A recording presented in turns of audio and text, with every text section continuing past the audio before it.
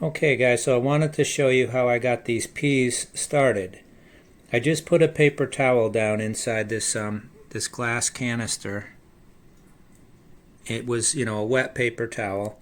I had soaked my peas overnight, and then I just placed them on the paper towel. And I had good luck doing this with lentils, and it really filled up the whole jar and looked really nice. So these are peas for pea shoots, and I may also grow some in my grow pipe, but I have some other ones for that. These I'm just going to let grow in here. But what I thought about after I did this was that I probably would have been better if I put about like an inch of clay pebbles and then filled up a half inch, or put an inch and a half of clay pebbles and fill up 1 inch, and don't fill it all the way up to the top, and put the peas on top carefully on the clay pebbles, and that way they have some space to leave water in there. This way I'll probably have to mist this once or twice a day, and leaving the lid on will help it to stay moist in there. At some point, once they start growing, I'll have to leave it a little bit open for airflow. But anyway, we'll see how these do. Okay, so this is about day 4 or 5, I'm not sure. I didn't keep track exactly on these pea shoots. And I didn't put a whole lot in there because this is kind of just an experiment. But that's how they look right now. We'll take a look in from the top.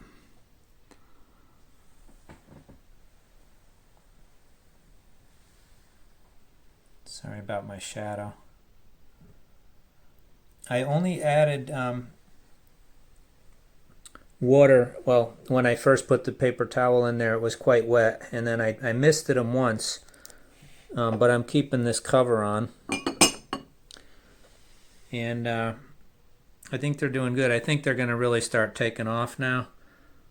I should keep track of the dates for you guys, but next time I do it with the clay pebbles, I'll try to keep better records.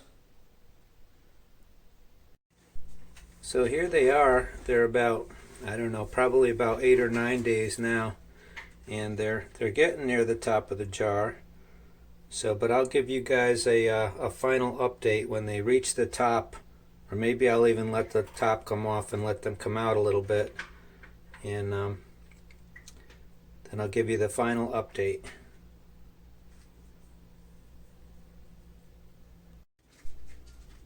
Hey everybody, so here's another update on these pea shoots.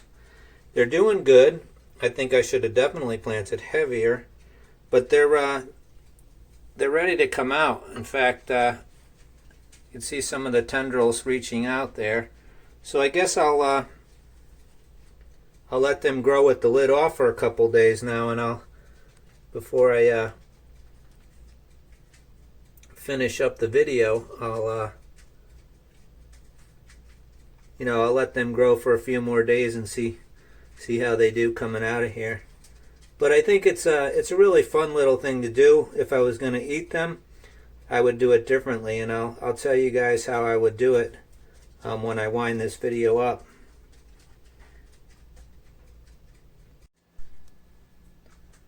Okay, so here's the final update on the pea shoots in the glass canister. They did really well. As you can see, they're growing right out here.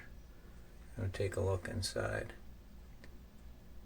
So you can eat the tendrils and everything. I'm going to show you guys. This was a really fun way to do it, and I enjoyed it. And it makes a nice centerpiece, or just something nice to look at. But I will show you guys what I would do if I just wanted to have a more passive hydroponic planter to grow them in. But they required very little water actually. I just put a few drops in every few days. I would put a few drops of weak nutrient solution in there, and that's about it. So they didn't drink much. So anyway guys, I'll show you the setup I would do if I was just growing them to eat and not as a decorative piece.